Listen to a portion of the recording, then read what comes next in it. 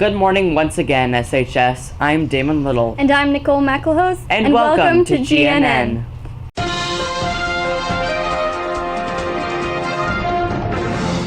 Please stand for the pledge. I pledge allegiance to the flag of the United States of America and to the republic for which it stands, one nation, under God, indivisible, with liberty and justice for all. The Bare Necessities Foster Drive needs diapers, new underwear, and/or new socks. Bring your items to the H building and put them in the box with your grade on it. Bring items through today. FBLA will be meeting in room A3 and Knowledge Bowl will be meeting in room B1 after school today.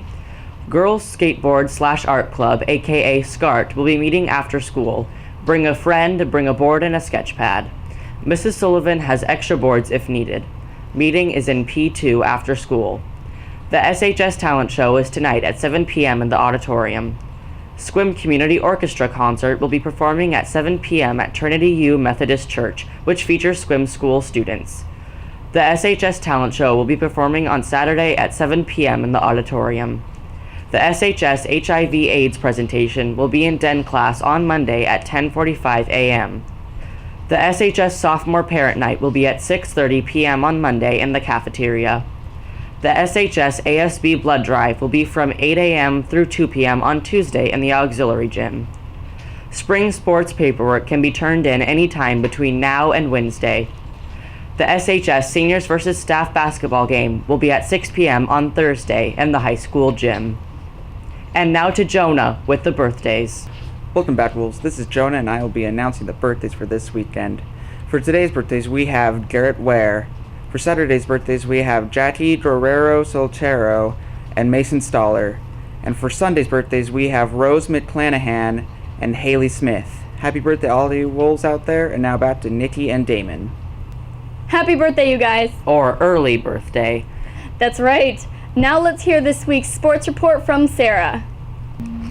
Sarah here with the sports report. This is Matthew Craig, who is diving in state. Tell us a little bit about yourself, Matthew. Alright, so I'm a sophomore here at Squim High School, and this is my second year diving for the Squim High School dive team. Last year I placed 15th at state, and that was pretty cool. This year I am seeded going in for 16th and hoping to maybe get on podium, so top 8. That'd be really cool. Diving's a lot of fun. We co-op with PA, so we dive with both Squim and PA divers, mainly because we don't have a pool in Squim. But to just sort of explain diving, I've got some clips of me diving. Yep. Let's get to that.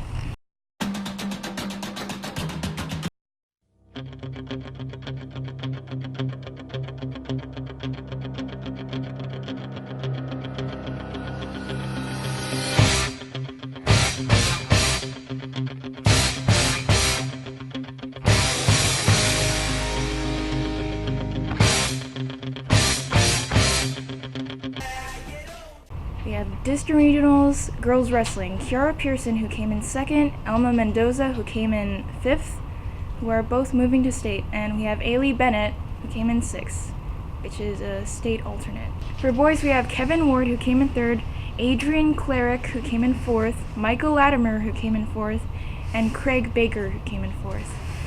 And they are all moving onto state. And for the state dive, we have Matthew Craig. There's also Anissa Albin, who is qualified for state and is in gymnastics for the uneven bars. Sports paperwork is due the 24th of this month. And spring sports begin on the 29th. So go out there and do some sports. Wow, there's a lot going on. Thanks so much, Sarah. And now from sports onto technology. Let's go to Robbie with his tech report. Hello Wolves, my name is Robbie, and this week I'll be covering the iBoardBot. This is a do-it-yourself robot project that you can buy from Kickstarter.com. You buy the kit and they'll send you it that you can assemble yourself. It is a robot that will write on a whiteboard automatically using your cell phone via the internet. You can connect more than one mobile device to it, so you can play tic-tac-toe with your friends or any other drawing board games. This is a really cool project you can get for only $110. To find it, go to Kickstarter.com and search iBoardBot. Thanks, Robbie. Thank you, Sarah, and to all those participating students. If you got excited about that, well, wait until you hear about this week's top 5. Let's hear it, Matthew. Hi, I'm Matthew, and this is the top 5 funniest things said by presidents. Number 5. Barack Obama once said it's always a bad practice to say always or never. Number 4. Again, Obama said I've been to 57 states. I think I have one more left to go. Number 3. Vice President Al Gore once said, a zebra does not change its spots. Number 2. Joe Biden once says, folks, I can tell you, I've known 8 presidents, 3 of them intimately. Number 1. Richard Nixon once said, when the president does it, it means it's not illegal. Now back to Nikki and Damon. Now let's hear from Nikki about this week's Teacher Spotlight with Mrs. Vandeweghe. So, Miss Vandeweghe, what award did you get? So, Nikki, I got the Association of Washington School Leaders Regional Advisor of the Year for the Olympic Peninsula. Wow, there's a title. Right? Did you know about this award before you received it? No idea at all. Mr. Langston put in a nomination in the fall, and then he popped into my office about a week ago, and he said, here's a really cool thing, and he gave me the certificate, and congratulations, and that was fantastic. It's always nice to be recognized for the hard work you put into something. And what does getting this award mean to you? What means the most to me is having the opportunity to work with amazing kids every day, and when some of those kids come back and tell me about the things that they're doing in their life and how being a part of leadership here has had a positive impact on their future, that means the most to me.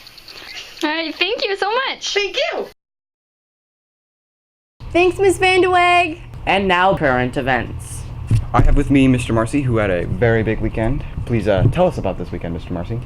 Well, this weekend was the weekend that my daughter, Stephanie Dinius now, ran a marathon. This is the marathon that would qualify her for the Olympics in Rio in August. So we went down to Los Angeles to watch her. All right. Did she make it into the Olympics? No, she didn't, but she did really well. This was actually her very first marathon. She qualified for this event on a half marathon time that was super fast, that she did in like an hour and 13 minutes. So she made it to this event, and so did 200 other women in America. And she ended up finishing 45th, but she finished. A lot of them dropped out. It's a very long, grueling race. All right. Will she have another opportunity to try out? Yes, she will actually. In July 2nd, as a matter of fact, in Eugene, Oregon, the Olympic Trials 10K event will take place, and so she's going to try her best at that event as well. Well, I wish her good luck, and I bet the rest of Swim High School does as well. And now Jonah has some things to say about FFA with this week's Club Spotlight. Kind of. All right. Hello, Wolves. This is Jonah, and I'll be doing an interview with one of the FFA members. Would you like to introduce yourself? I'm Mr. Manica. I'm the FFA advisor here at Scum High School. Okay. So what is FFA exactly?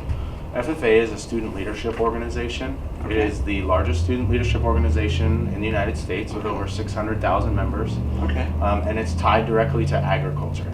All right. So what is FFA Week?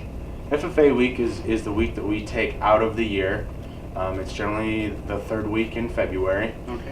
That we celebrate agriculture in our country. So what we try to do is we try to promote agriculture across the United States through our program.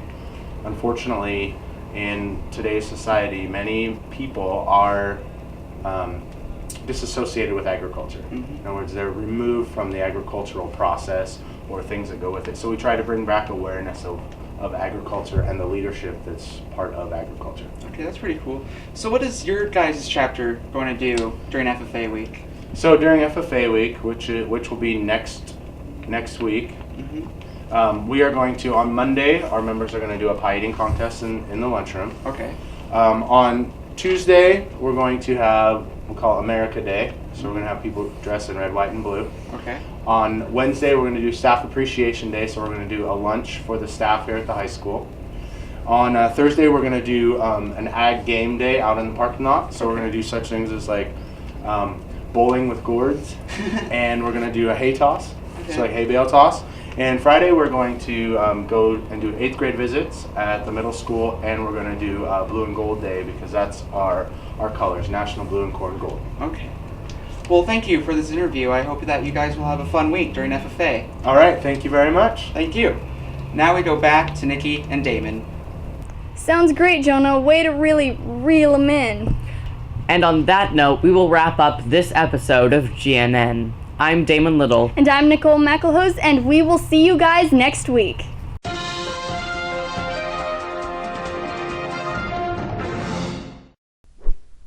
Quiet on set. Quiet on set. Quiet on set. Quiet and set. Quiet on set. And welcome to... I knew that was a both one, but I didn't know what it was to say. Okay. I'm so sorry. Yes, VPN, I am indeed in America. The Essex Foster Drive needs... Okay. Yeah, because it goes to the thing. Okay. My face is like so white. Now let's hear it for this. No. It's okay. Okay. Thank you, Sarah, and all. Not today. Now to Jonah, and now oh my gosh. Okay.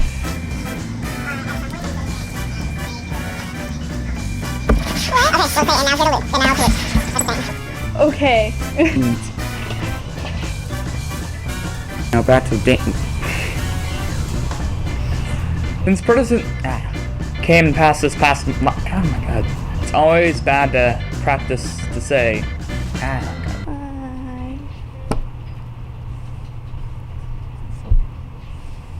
Okay. What?